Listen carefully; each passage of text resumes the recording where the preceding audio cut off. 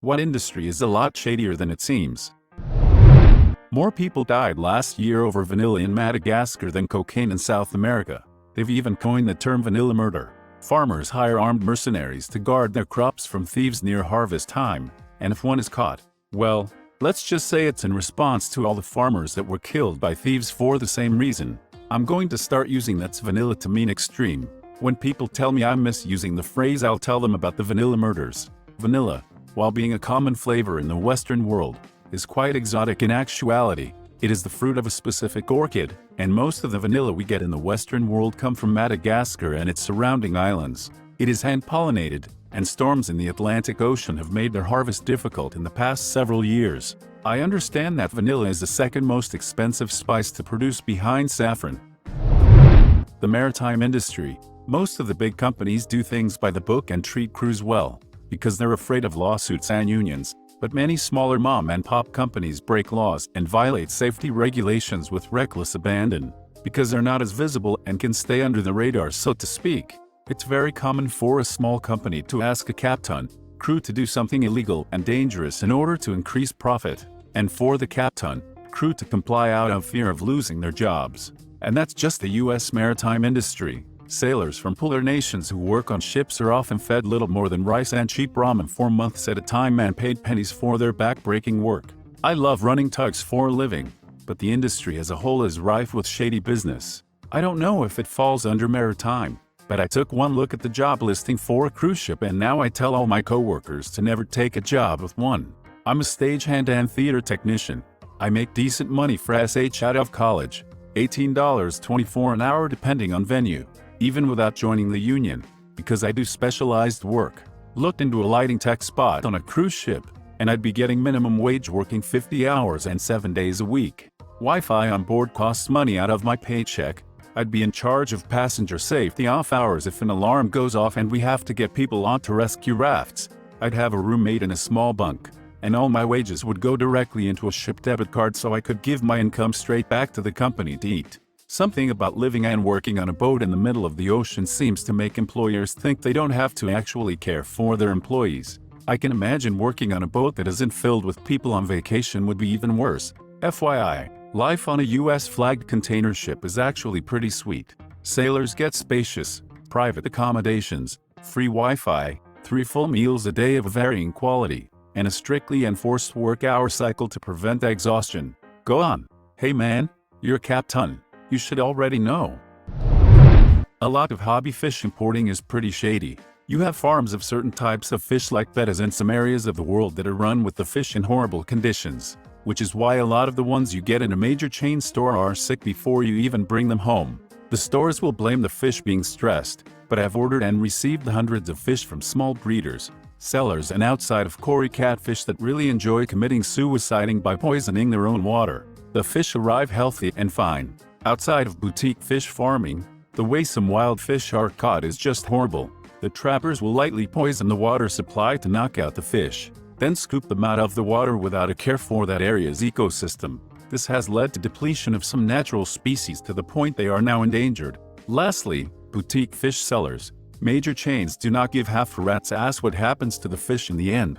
This means that people who buy fish like plecas, bettas, goldfish, etc., end up getting sick of them and dumping them in local waterways to supposedly get rid of the problem.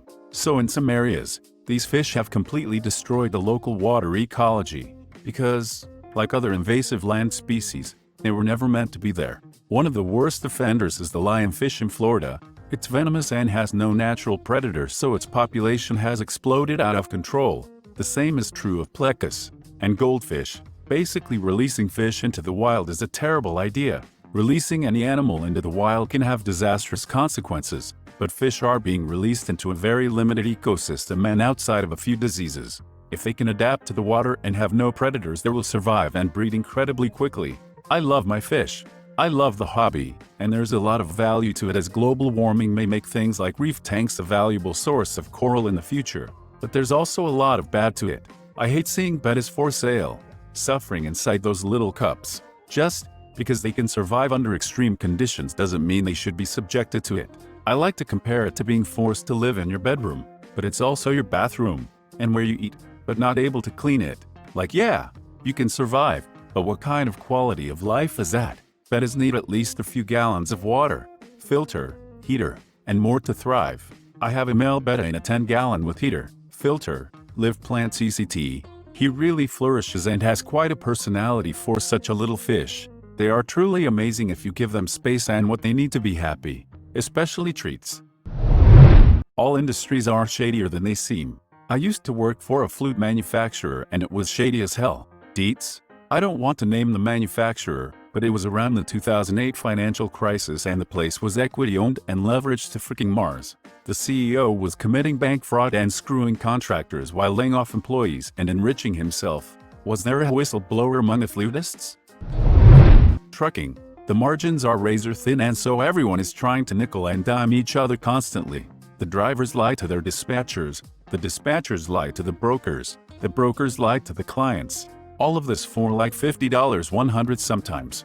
I worked in trucking and the head HR lady for our distribution center was skimming payroll, shorting the checks of the lowest people on the totem pole, then getting cash infusions to petty cash from corporate to return part of the theft as an emergency tied over until the employee's next check, then claiming the rest of the theft as an overage on the next payroll report.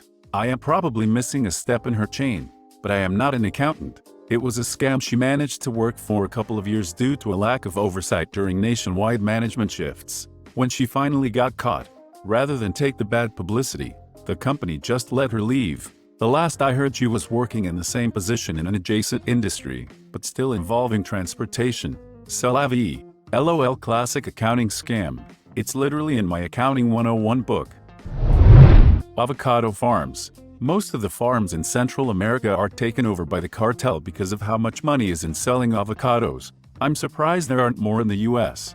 Avocado trees are damn picky, only grows in certain places and if everything isn't absolutely perfect, they die. You can grow giant, itty avocados in Florida. I remember how shocked I was when I bought a massive avocado in New Jersey and it tasted like absolute it.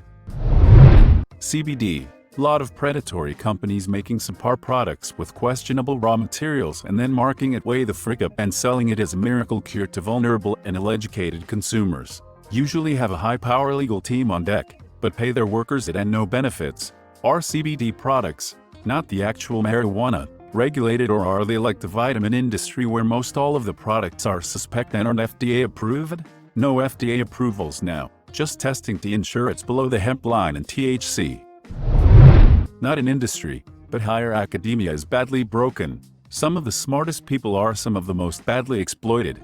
Old tenured professors limit the number of faculty many departments can have, forcing people to work as postdocs forever, effectively doing all the work the prof should be doing in the first place. Meager pay and long hours, plus constant pressure makes postdocs some of the most depressed people.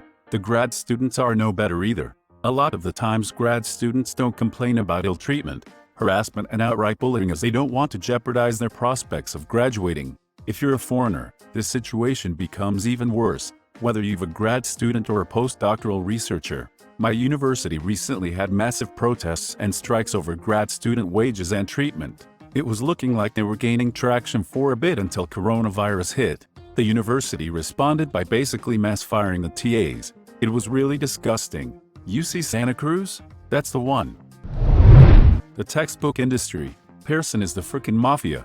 McGraw-Hill was the bane of my existence for years. Same. I'm really looking forward to graduating to finish school, but also so I can stop needing to buy $120 online codes for McGraw-Hill. So done with it. I hate the book so much. History book volume 7 is old, but 8 today. Why is 7 old? Because they revised a few paragraphs here and there. Textbooks are a scam. The bookstore offered me $2 for a $120 book, because a new edition was pending. I took it to a used bookstore and they bought it $4.35. Seriously? The funeral business preys on people's weakest moments to convince them to buy ridiculously unnecessary stuff. AskAMortician is a really good YouTube channel that tries to make the death industry more open and clear. Hello fellow death enthusiasts, LOL, I second this recommendation. Caitlin has a way of breaking down complicated issues to make it easy to understand. Her books are great too.